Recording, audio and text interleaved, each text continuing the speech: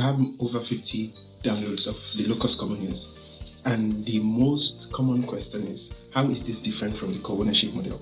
And so very quickly, I will try to summarize without boring you with all the details of how or what makes the Locus Communis different from the co-ownership model or land pool that we've known, and what is the similarity between the two of them. So both of them, or in fact everything we do, is tied to one philosophy of, if you own land, it's easy for you to afford housing. So if you have the land, you can then become creative to decide whether you want to use stones or blocks or wood or bamboo or gold to build.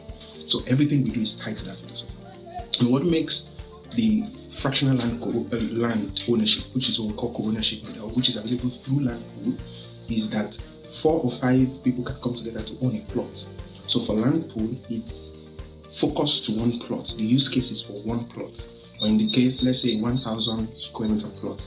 So the range is between 4 to 6 people buying one land together and using it to achieve their goals. Now, Locus Communis expands that possibility to a point where up to 50 people, 40 people, 30 people, subject to what is available in that location per zoning laws, because zoning in different areas is different. There are areas that are high density, some areas are low density, some areas are mid, some areas are low high, So what obtains in a typical Yaba may not obtain in Lekki. What obtains in Ikoyi does not obtain in Ajah, based on that density and population criteria. And so let's assume we have a moderately dense zone that we're to do this, and we're looking at 30 or 40 people, families at one. They can come together and collectively buy 1 acre.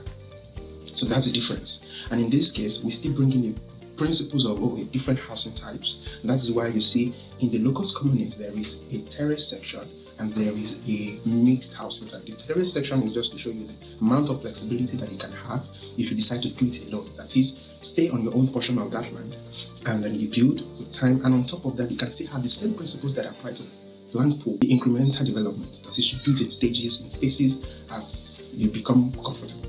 This also applies to Locus Communis. So whether you're doing the terrace or you're doing the mixed, and I'll come to what makes the mixed housing unique shortly. So you're doing the terrace, and I'm saying terrace because that is the most relatable experience that most of us know. It's a row housing that each house is arranged or stacked horizontally one after the other. And so Mr. A is next to B and to C and to D, so everybody can do their own housing at different pace, at different budgets, as much as they like. So the exterior of Mr. A may be different from Mr. B. That's one of the uniqueness of this plan. But when you now come into the mixed housing, for people who have gone through the mixed housing, you see it's a combination of different housing types. There's a 1 bedroom, there's 2 bedroom, and there's 3 bedroom. How does this work? There's something called site and services. And the idea is, government typically, that's how it used to work. Government typically takes a piece of land, breaks it into layout, installs services, drainages, electricity infrastructure, what else? Sometimes other necessary facilities that makes life livable.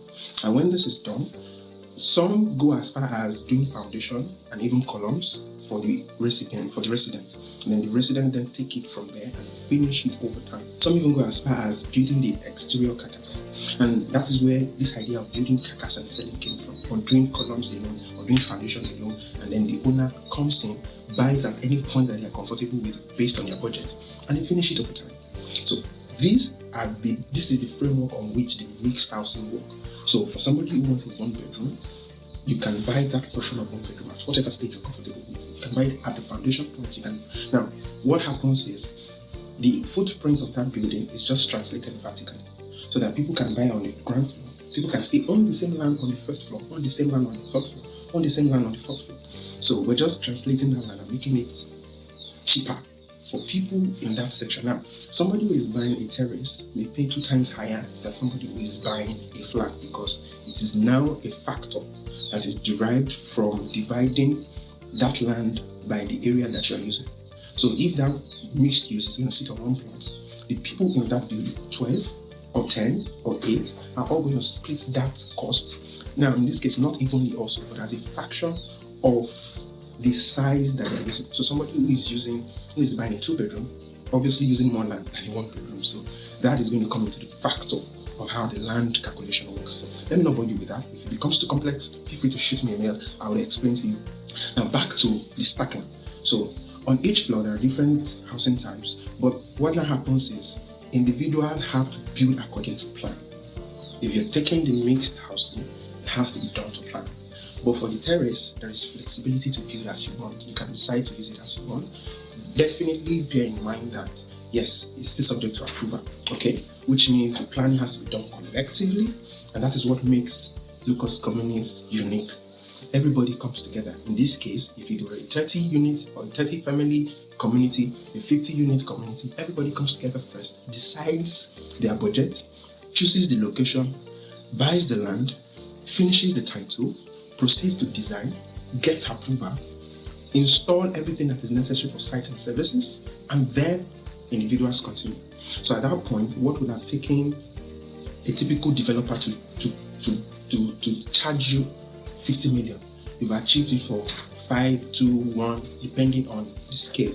So, same piece of land now serving multiple people at different budget points, at different housing sizes and family sizes. So everybody can achieve their goal at the same time. But also, what makes it unique, what makes it essentially unique, is the fact that, as opposed to land pool, where 4 or 5 people are worrying about their compound, the communal spaces, the shared spaces, children play area. In this case, about 50 people are doing it together.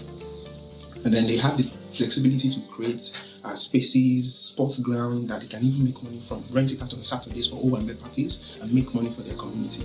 That is one of the advantages of this. So the scale at which both operate are different, even though they operate with the same principles, they operate on the same framework.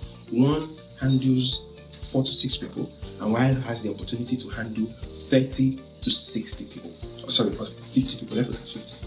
30 to 50 different unit sizes. And then the flexibility of use is also opened up, more expanded for the Locus Communis. So this is how they are the same but different, depending on what interests you in that question. So I hope I've been able to clarify this, but please let me know if you have other questions. I know at some point I've gone too technical, but if, like I said, if any part needs further clarification, do well and let me know, and I'm ready, willing to jump on a call, on a DM to further simplify them for you. Thank you. Bye for now.